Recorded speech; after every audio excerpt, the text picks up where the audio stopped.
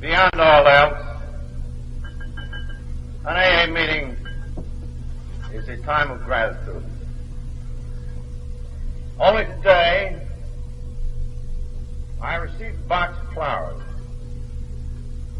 It was shipped from Honolulu.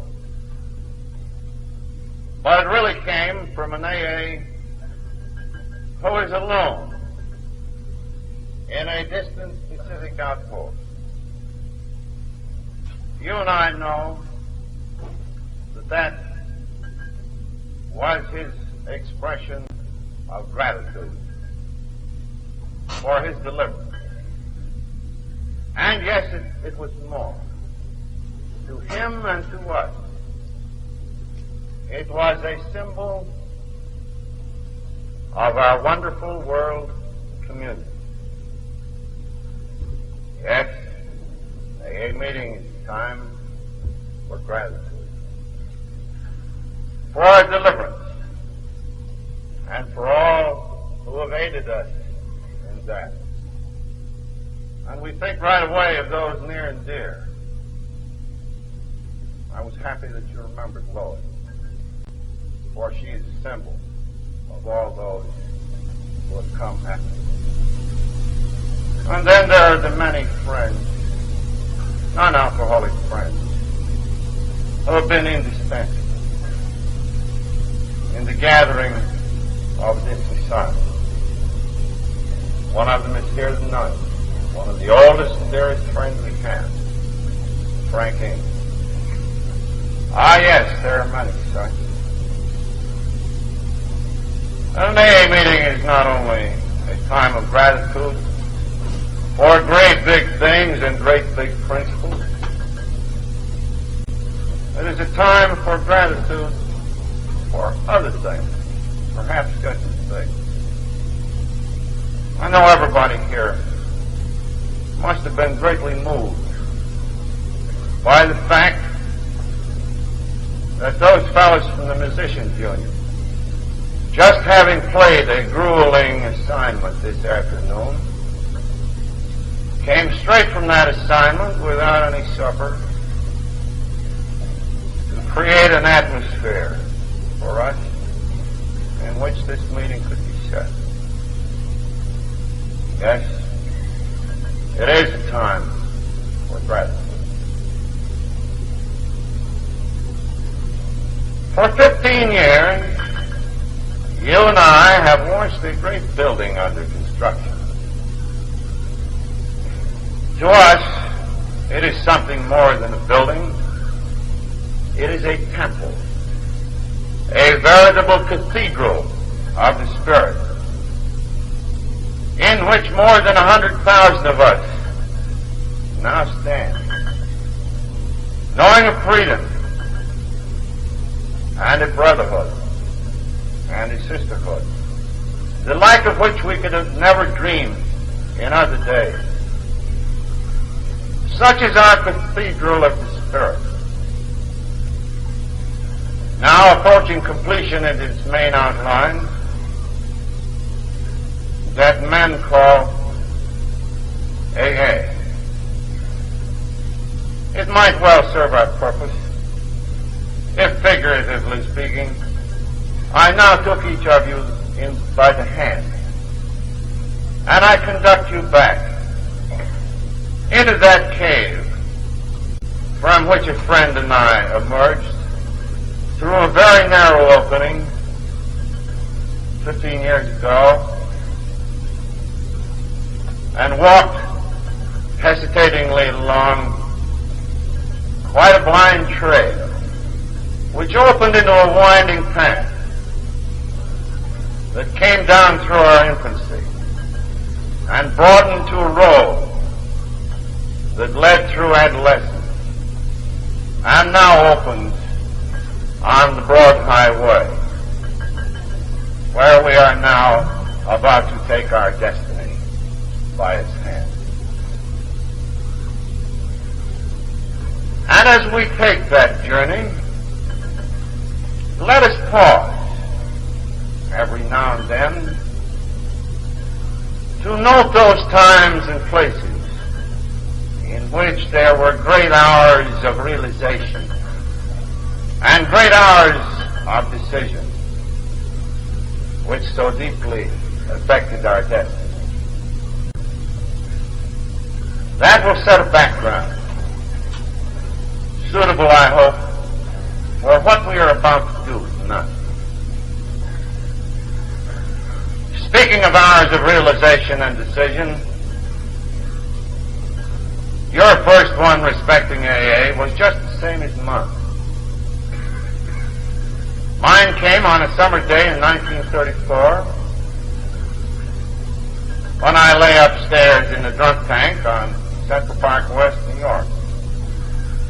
I'd been there many times before, but this time it was different. By now I was acquainted with the gravity of my malady. I knew I was possessed of an obsession that condemned me to go on drinking, a physical sensitivity which would ensure madness, yes, death itself. I knew I had no power to go on living. And such has been the realization of every alcoholic here. And it is well expressed in the first step of our program. The first step toward freedom being the realization of our own powerlessness. Such is the divine paradox upon which this society is built. Downstairs, another one shared this same hopelessness. That was Laura. She was talking to the doctor. She was asking the doctor the very same question that you wives and husbands of alcoholics out there have asked. She was saying, Bill is a man of great willpower, great persistence, great obstinacy. For 2 or 3 years, doctor, I'm sure he has wanted to stop above all else. What has happened to his willpower? Why, oh why, doctor, can't he stop? And the good man came back with the answer we so well know. Gentle soul he was. He had to tell Lloyd that I was indeed possessed of a power greater than myself. Indeed, I was obsessed by the tyrant Barleycorn. And she said, as you have said, well, how serious is this, doctor? And the good man, Dr. Silkworth, a medical saint, if ever there is to be one, hesitatingly told her, I thought Bill might be an exception to most of those who come this way, one of those rare exceptions. But now I'm afraid it isn't going to be so. I'm afraid, Mrs. Wilson, you will have to lock him up somewhere. Else he will lose his mind, and perhaps more, his life. So we alcoholics have no monopoly on hopelessness.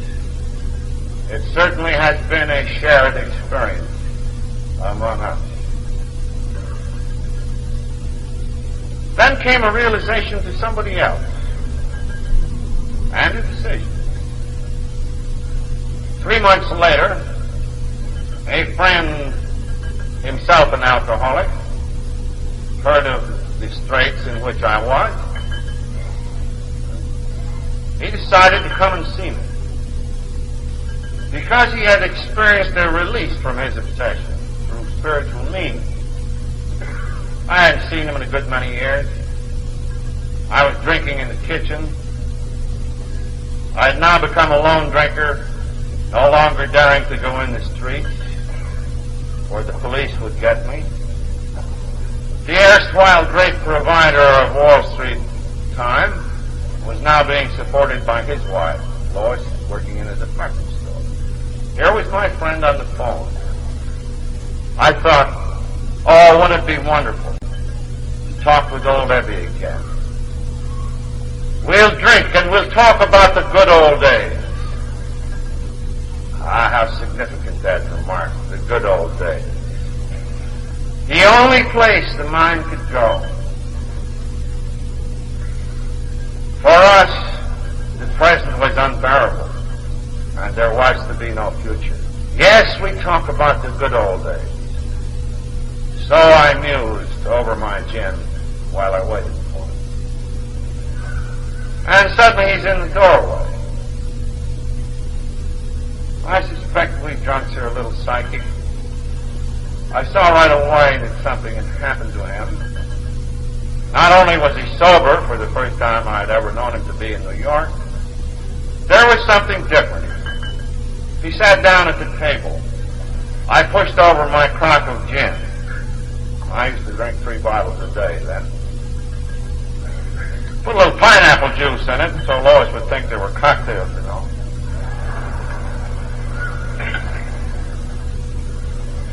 On being offered a drink, he said no thanks. Oh, I said, come, Ebby, what's got into you? You on the water wagon? Oh, no, he said, I'm just not drinking.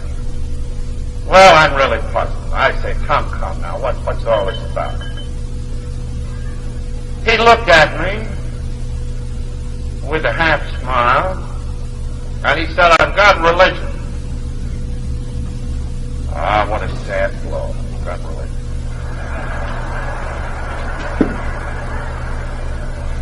Well, this was distressing. No doubt he had substituted religious insanity for alcoholic insanity.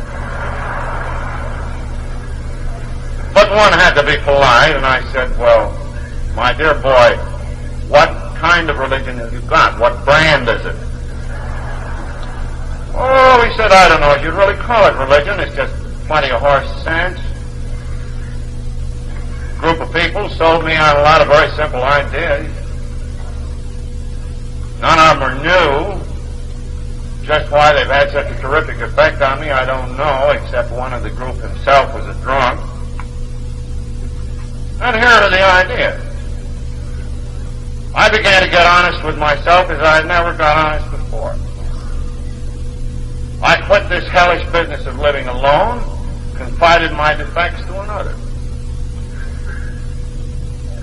I made a list of the people I had harmed, and I visited them to set matters right so far as I could. I then was told of a kind of giving new to me. The kind of giving that demands no return in terms of economic reward or prestige or anything. The kind of giving that demands no return. I was told that if I tried to give of myself or others in such a mood, that I might lose my life to find it. Now, he said, don't leave, Bill. He said, I know your religious outlook is zero. But he said, in order to make these principles work, so far as my drinking was concerned, I found that I had to pray to whatever God there was. And to my great surprise, when I tried the experiment with an open mind, and remembered that dying can be open-minded, Bill, when I tried that experiment, there he was.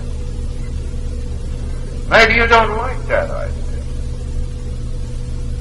Oh, well, I thought to myself, here, it's going to be one of these evangelistic deals. Oh, dear, he'll pour on the sweetness and lighten the pressure pretty soon. This is going to be distressing. But, oh, no. My friend was prudent. I've since learned that prudence is a great theological virtue. And you bet your life it was in my case. No. He merely said that he'd come to pay me a visit and pass on what he knew, what he had experienced, if I could make any use of it. And soon he was gone. How wise. Well, I found that in no waking hour could I get the memory of my friend's face and what he had said out of my mind. Had he said anything new? No. Principles old as the hill. Nothing new had he said at all. I'd heard it all before. But he had described a condition that I sensed that he had. He said, you know, I'm not on the water wagon. I feel as though my problem had been taken from me. I feel all in one piece. I feel free. I feel released. And somehow I knew that was so. Well, I went on drinking for 3 or 4 weeks, and I came to the same conclusion that every alcoholic here has since come to. And the conclusion was, who are beggars to be choosing? And if there is any such physician as my friend says, I had better seek him out. So I thought to myself, well, I can't have one of these emotional conversions. You know, I'm a Vermont Yankee. They don't have that sort of thing up there. It's got to be an intellectual business, you know. If I'm drunk when I'm converted, why, it might not be the real thing. I better go get thoroughly sobered up and take another good hard look at this deal. So I start for the hospital. Well, you know how drunks are on the way to the hospital to be dried up for the last time. You always get drunk as a monkey, and so did I. So I came tottering into the hospital waving a bottle. My old friend, the doctor, looked at me rather sadly, for he had hope in my case. And I says, Doctor, this time I've got something. And he said, I'm afraid you haven't, boy. You better go upstairs and go to bed. So to bed I went. And because I had gone to the hospital early, I wasn't too badly off in 3 days' time. Free now of alcohol and sedatives, I was frightfully depressed. And behold, my friend stood in the door very early one morning, long way uptown. I thought to myself, he does practice what he preaches. He should be looking for work this morning. Then again, I feared that evangelism a little bit. I shrunk. But no, my friend is still more prudent. He waits for me to ask him what the conditions of that release have been. Oh, yes, he said, Joe, well, you get honest with yourself, Bill. I mean honest, no fooling. You talk it out with somebody else, in confidence, confession, if you want to call it. I suppose the word will gripe it. You make restitution to people you damaged. You try to do something for somebody with no gimme to it. And you pray as best you can. And that's all there was to it in my case. Again, he's gone. And my depression deepened. And at last, I hit the bottom of the pit. And I suddenly found that I had become a child, alone, and crying in the dark for a parent that did not seem to be there. And then I said, well, now I will do anything. Just like that cancer patient. I will do anything for a cure. And then in no hope at all, really, I cried out, and if there is a God, let him show himself. And then came a realization, indeed, the greatest one in my whole life. There can never be another like it. It seemed to me that that place lit up in the blinding glare. I was transported into an ecstasy. And I suddenly realized that I was free and utterly lost in this strange state. In the mind's eye, I seemed to be on a mountain, and a great wind was blowing. And I perceived at once that it was not of air, it was the wind of heaven, the wind of the Spirit. And I was free. At length I find myself on the bed, but now I lie in another world, and a great peace settled over me. I felt at one with the universe. And I thought to myself, so this is the God of the preacher. Well, all of you here have had that experience. Don't say no, for every day here has, and so has his family or most of them. That very experience, excepting it wasn't so fast in most cases. What came to me in minutes has come to most of you in weeks or months or in years. But it is that awareness that there is one on whom we can depend. There is that awareness which has come to all of us, that we are now enabled to do that which we could not do before on our own time. Such is the awareness of the consciousness of God, which descends on every member of this society who stands in our cathedral of the Spirit, sooner or later in contact. Does it not?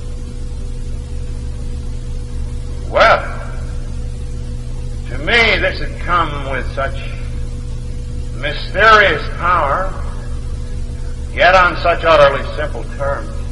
Of course I thought as you would have thought. Why, every alcoholic should be able to find an experience like this.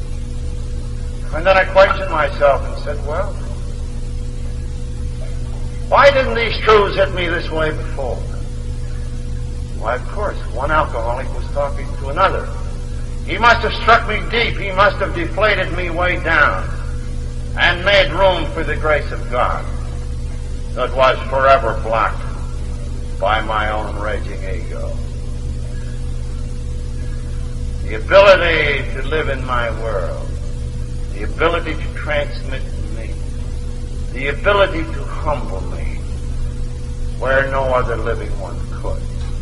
That was one alcoholic talking to another. Maybe that was the clue. Well, in my place, you would have started to work frantically with other alcoholics, and I did, as many of you have since done. Surely all of you, in fact, as this vast gathering speaks. I work with these others. I tell them of this sudden experience, which incidentally, folks, down in New York is called by the cynical Bill Wilson's hot flash. Well, the drunks in those early days weren't a damn bit impressed with that hot flash business. They all tapped their heads and said, no. So I worked and I worked and I worked. Well, you know what the defect was. I had become a preacher. I was talking off a moral hilltop. For with this experience came a liability, a certain spiritual pride, a conceit. You know, I fancied I was divinely appointed to fix up all the drunks in the world. But boy, oh boy, how the drunks knocked that out of me. Not one success in 6 months. About this time, Lois's relatives began to murmur, when is this guy going to stop being a missionary and go back to work? So under that gentle prodding, I used to go over to Wall Street, where I once had been, And I sat around on chairs in brokerage shops, and that made it look to folks like I was working. And one day I'm sitting beside a stranger. We fall into a conversation, and you know how things can snowball in the streets. All of a sudden it runs into a deal, and very suddenly I'm in the midst of a proxy row, and all of a sudden I find that I have a controlling interest in a little company, and it looks like they're going to elect me president of a little company out in Akron, Ohio. All rolled up in a matter of a few weeks as a result of a conversation with a stranger. Oh, on what slender threads this destiny of ours has often hung. So I'm in Akron. Now I'm going to be elected president of the company. Now we're going to be respectful. We'll hold up our heads in this community. And when I get the economic situation fixed up, then maybe I'll work some more with these drunks. And we'll get Lois out of that damn department store. Those were my thoughts. This new crowd threw their proxies on the table, but they didn't have enough, so I wasn't president. They took off in the general direction of New York, leaving me broke in a hotel lobby at the Mayflower at Akron. Ah, well, you know, you drunks, what happened. Waves of anger and self-pity. Fierce anger, too, because I suspected that those proxies had been forged. And suddenly I realized I'm in danger of getting drunk. And I panicked. And alternately I was looking in a bar. It was a Saturday afternoon. That familiar buzz was rising in there. I thought maybe I could scrape an acquaintance, drink a glass of ginger ale. Oh, there started the old rationalization train. But this time I had been restored to sanity. I spotted that typical train of rationalizations, and I said, hey, look out, you're going to get drunk. You're going to get drunk. What shall I do? Then came another realization. Oh, those other alcoholics. None of them had sobered up.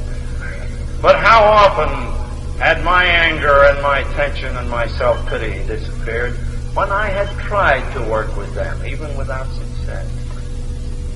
Yes, I could lose my life to find it, the life of another. And then I saw that for my own protection, I needed another alcoholic as much as he needed me. And that was a basic realization. And I sought one out. And you know that prodigious chain of circumstance, which could have been nothing but providential, which brought me face to face with Dr. Bob and dear Ann in the living room of a non-alcoholic, one who, of a great crowd of people, the only one, who seemed to have time enough and who seemed to care enough to bring that meeting about. And I told Dr. Bob about alcoholism, the malady, of my own experience of drinking, of my release, and frankly of my present peril. And I told him how much I needed him. And then I think we had begun to get the essentials of it. For something passed between us. I guess something happened. I think AA began right there, on that June day in 1935. For you see, my first friend had tasted these fruits but briefly. His obsession returned. He fell by the wayside and has never quite risen yet, though I believe he will. So there was Dr. Bob, and there was I, in Akron in the summer of 1935. Annie Smith, prudent lady that she was, said to me, Bill, wouldn't you like to come to our house and live a little while? You know, you could keep an eye on Bob, and he could keep an eye on you. Maybe you could revive that business deal. So I went into that house, that place which to me is hallowed, and I lived there. And soon Dr. Bob said to me, Bill, just as a matter of self-protection, old bean, don't you think we'd better be doing some work with drunks, and we better get a move on? I said, that looks all right, let's do it. Meanwhile, I'd been fussing around with a lawsuit. So he called up the city hospital, where he had been tossed off the staff. He calls for the nurse in the receiving ward. He tells her that he and a friend from New York thought they had a cure for alcoholism, and said the rather exasperated nurse, "Think you got a cure for alcoholism? Doctor, why in heaven's name don't you try it on yourself?" Well, he said, a part of the cure is working with other drunks, and we're looking for a drunk to work on. Well, the nurse said, well, we got a dandy. They just wheeled him in here in the ambulance. He's got the DTs. Used to be a well-known attorney here in town, member of the city council. But he's got so bad that in the last 6 months he's been in here 4 times. And he can't even get out of here and home without getting drunk. He's in a bad way. He's raving. He's blacked the eyes of one of the nurses and knocked her down, and now we've got him strapped. How would that one suit you, doctor? Well, Smithy said, that sounds pretty good, nurse.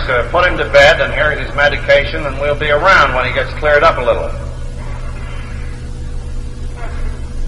So presently, Dr. Bob and I saw a sight that tens of thousands of us have since beheld, and God willing, hundreds of thousands of us will still behold. You know what it is. It is the sight of the man on the bed who does not yet know that he can get well. So there was the man on the bed. We explained our mission, told him of our drinking experiences, told him what this malady was, told him of our release. Well, the man on the bed said, how long you been sober? Well, Bob's been sober a few weeks. I've been sober a few months. Well, he said, I was sober as long as that. Lots longer than that once. And besides, I'm a worse case than you guys. Ever hear that, drunk?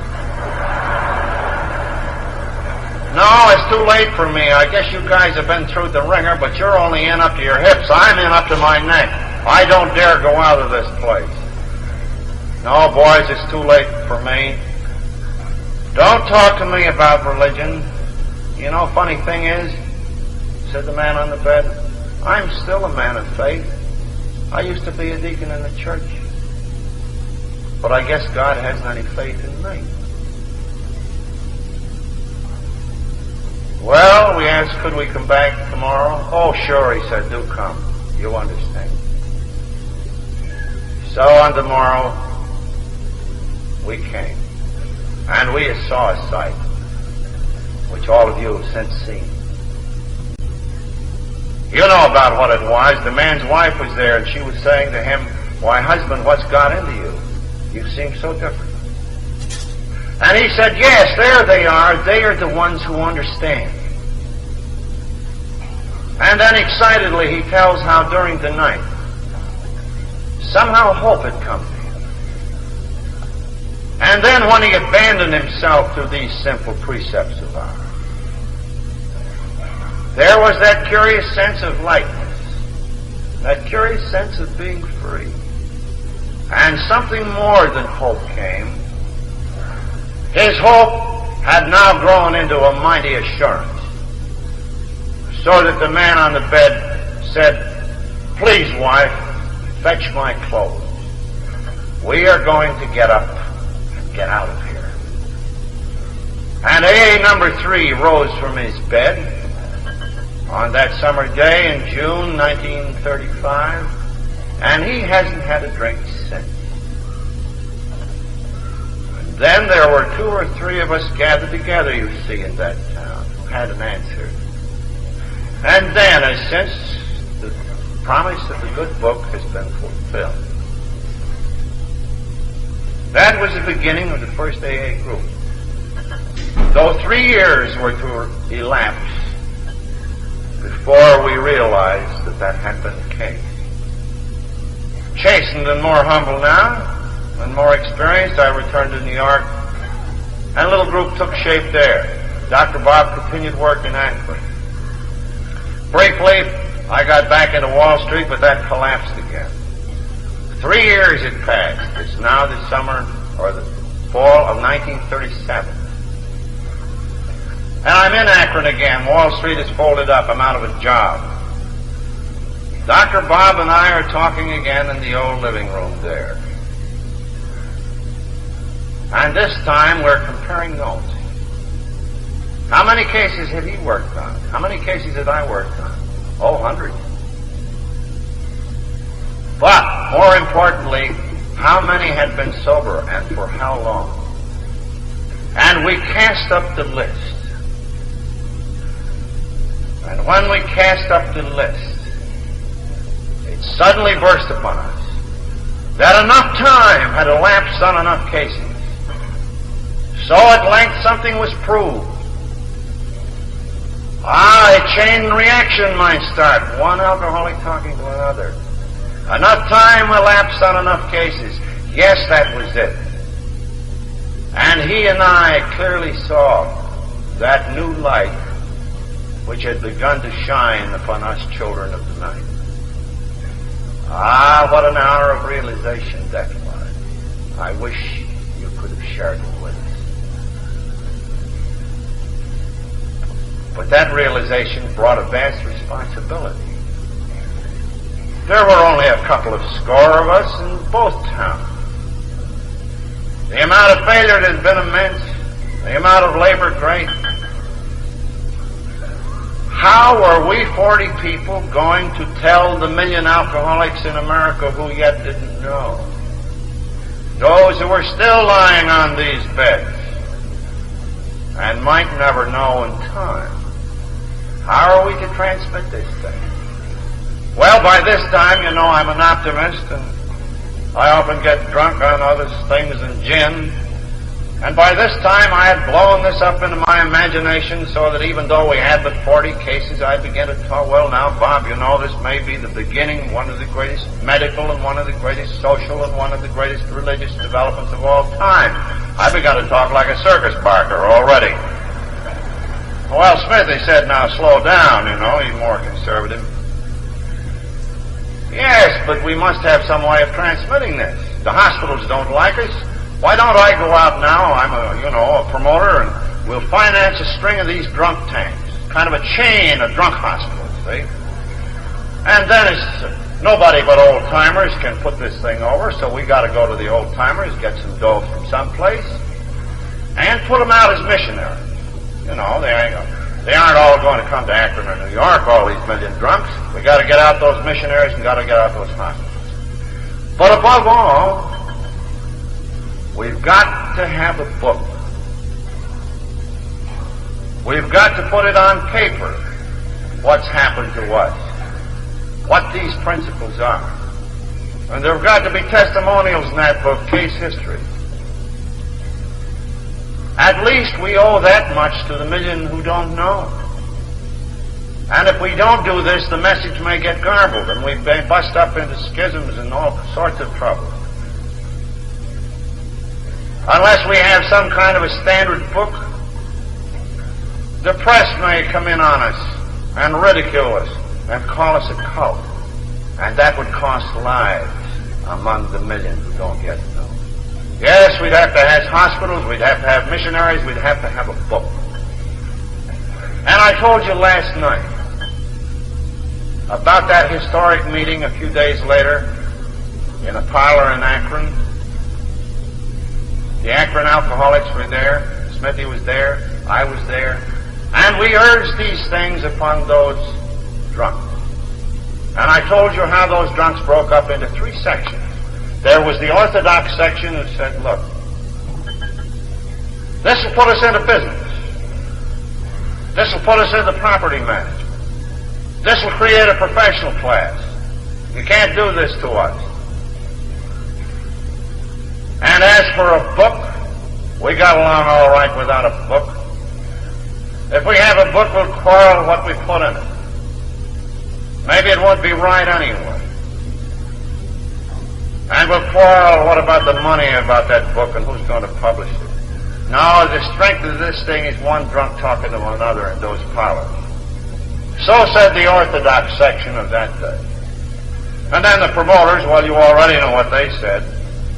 Just gotta have books, gotta have hospitals, gotta have them. And the indifferent people, the people in the middle, who really decided the thing, said, well, we don't want to be bothered with any of this.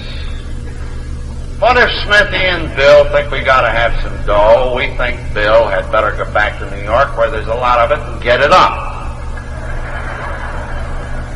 So the indifferent, plus the promoters, outvoted the Orthodox people at that time. But as later events showed us, the Orthodox people were not all wrong. And I told you last night how Mr. Rockefeller, by giving him of himself but not of his money, saved this movement from professionalism and property ownership.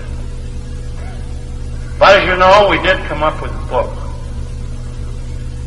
the one from which the reading was done tonight, the core of which are those 12 principles, the early word-of-mouth program, laid down in 12 concrete steps.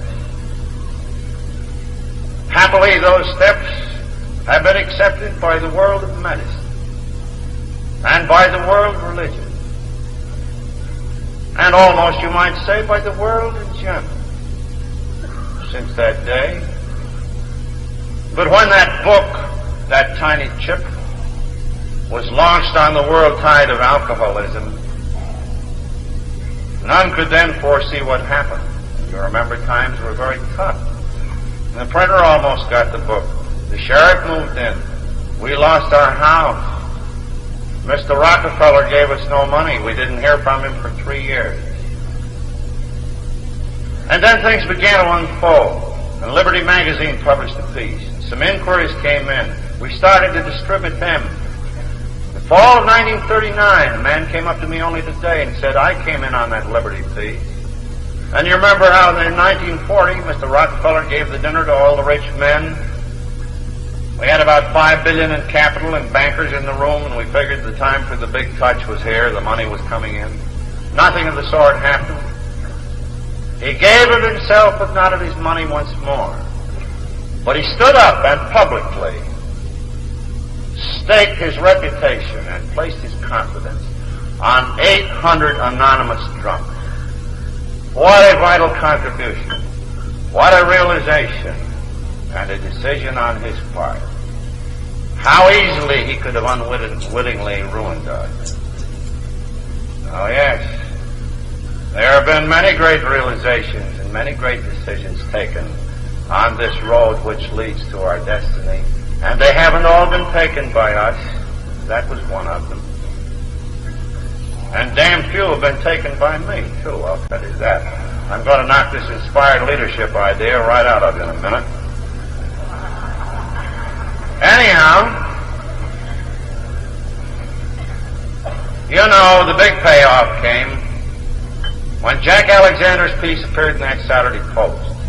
And thousands upon thousands of inquiries from frantic drunks and their wives and relatives poured in on that little New York office. And that announced to the world that this thing was on the level, and the Saturday Post was saying so. As much as if to say, this is good, folks, come and get it. And how they did come and get it. Ah, you can remember. You remember that old-timers dinner we had only yesterday? All of the people there who came into the Los Angeles group at the time of the Post article. Well, right then and there, of course, we now see in retrospect that AA had come out of its infancy and had begun to enter its next phase, the phase of adolescence. Well, with us, adolescence was especially fearsome, exciting, and perilous time. You see, it had been proved that the individual could stay all in one piece by these principles and by working with others. But now the test was, could these AA groups, so rapidly forming, stay in one piece? And we made the rather frightening discovery that just because drunks get sober, they don't necessarily get very good or very moral. They could still act like hell, and I don't mean maybe.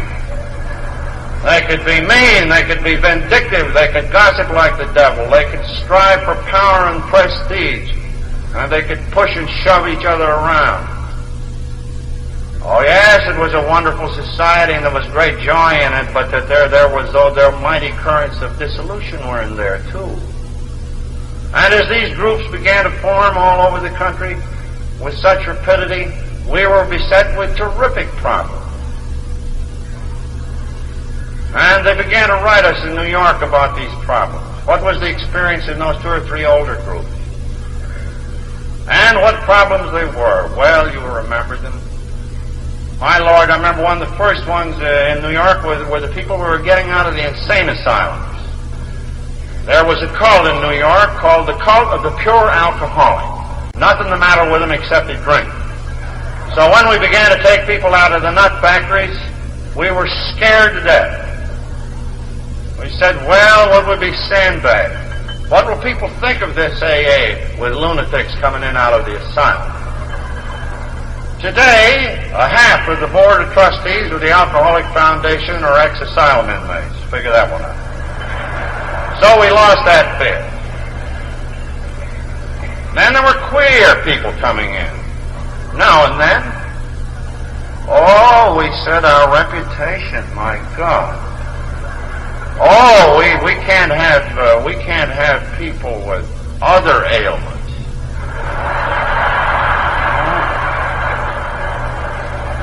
Well, you know and I know that some of those people have become our most respected and wonderful members.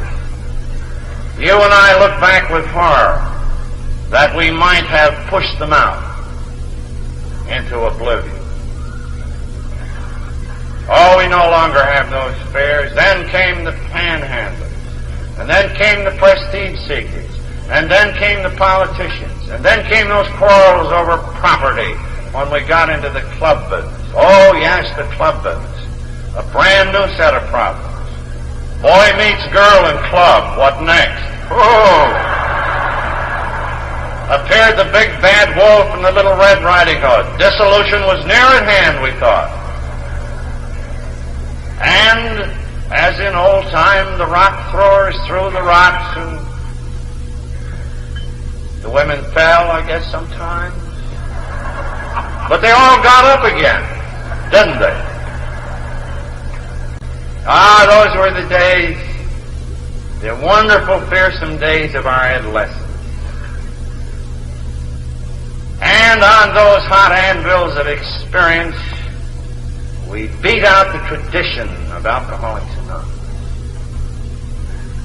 We egocentrics began to say, yes, the common welfare must come first. Unless we can hang together as groups and as a movement, there will be little survival for any of us and none for the million yet to come. The common welfare has to come first. And then in late years we began to talk about something called the group conscience. And when the word was first mentioned, we old-timers said, the hell you say, the group conscience. They haven't got any conscience. Look at the way they've cut us up after all the good we've done for them. All the good we've done for them, and look at how ungrateful these people are. Group conscience, what do you mean? Today we know better. We know that when you get a great crowd of people clustered around these principles, that they do have a conscience, which is often much wiser about their own welfare than any inspired leadership. Oh, how well I remember my first experience with the group conscience. Times were pretty hard at Clinton Street, Brooklyn. The house was full of drunks. They were stewed most of the time. Lois was working in the damn department store.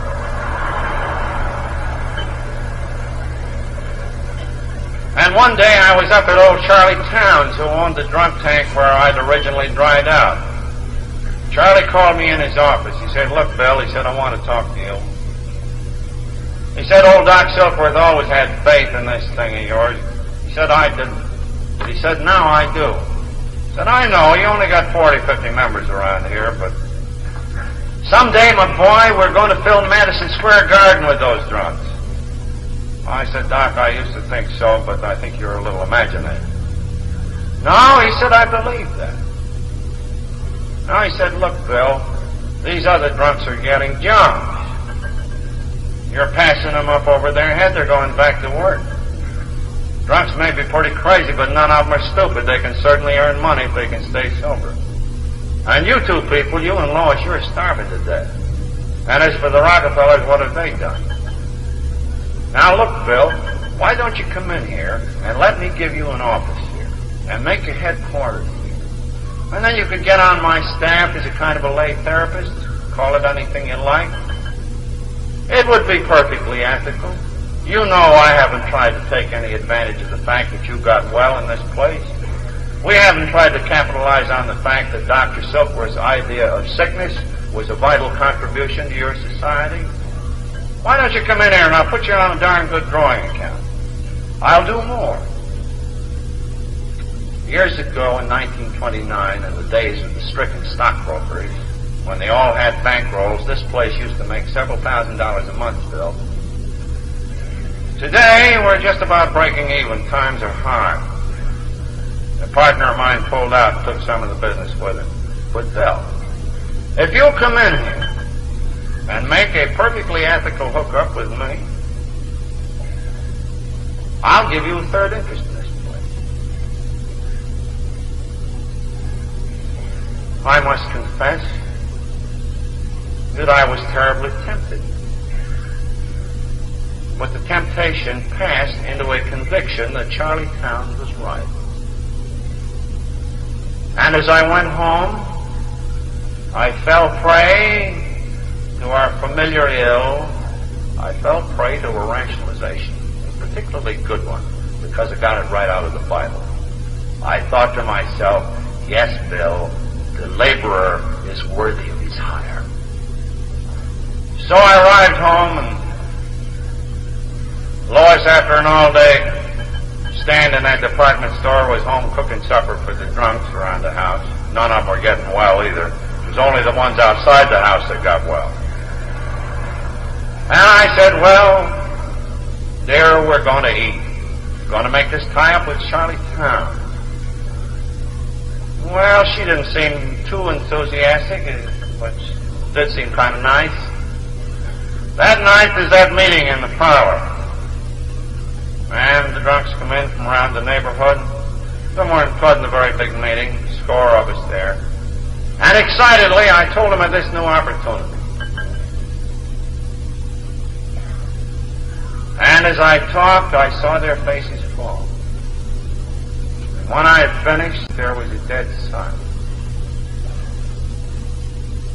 And finally, one of them spoke.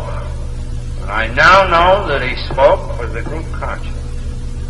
He said, Bill, we know you and Lois are having a tough time. Maybe we can give you a lift. But he said, don't you know that if you tie this thing up to that particular hospital, that every hospital in the country will laugh because Charlie Towns is selling God? The old atheist. Don't you know, Bill, if you put yourself in that position that you'll become a professional?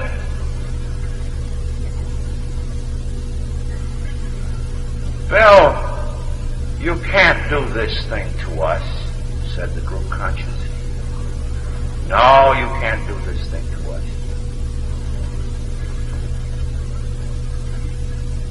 So I listened to the group conscience for the first time.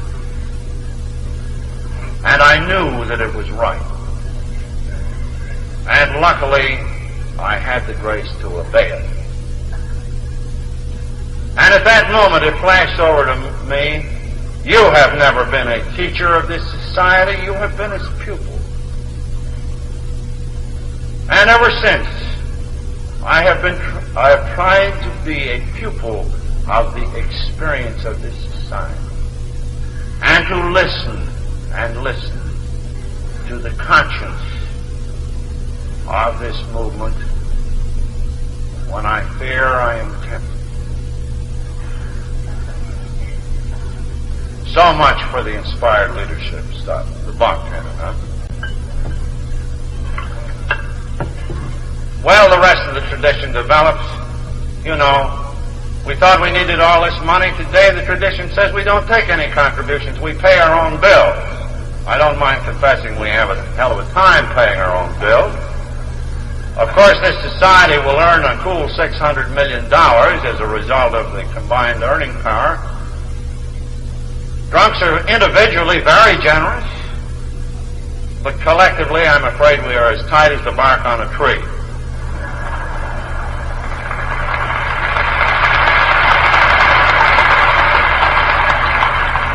You know, there's a funny story about that.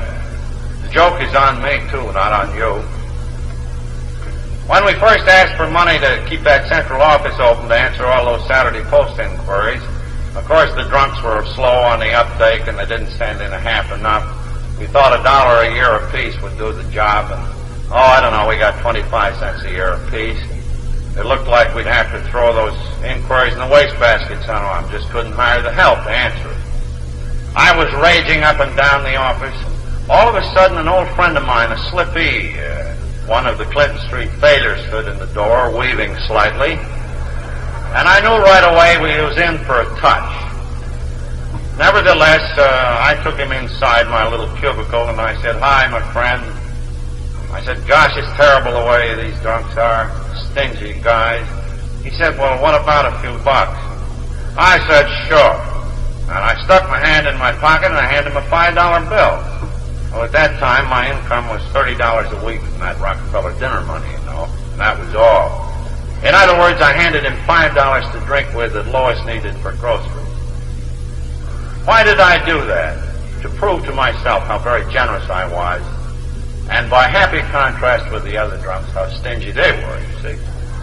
That very night, I went up to the club. The club was struggling along. The landlord was restless. The treasurer very bashfully brought up the subject of money. Treasurers were very bashful in those days. And he said, "Boys, now at this intermission, we're going to pass the hat, and can't you do a little something more?" And I'm sitting on the stairs in the intermission trying to save some drunken soul. You know, I was always working at that. The hat came along by me. And I reached in my pocket, and I got a hold of a coin and pulled it out. I absent-mindedly looked at it and saw it was 50 cents. And I reached in the pocket, and I got another coin, and I put it in the hat. And folks, what do you think it was? It was a dime. And then I woke up with a start. And I said, "So you're the guy who was panning all these drunks because they didn't send a buck a year. And you're the guy who gave $5 to this bum to drink on." Ah, yes, when your alms could be seen, they were very generous at Lois's expense. But when you had to put it in the hat, and it was a collective responsibility, and there wasn't any romance in that heat and light stuff, then you turned just as tight as any other, did you? Good lesson, that one. I'm passing it along.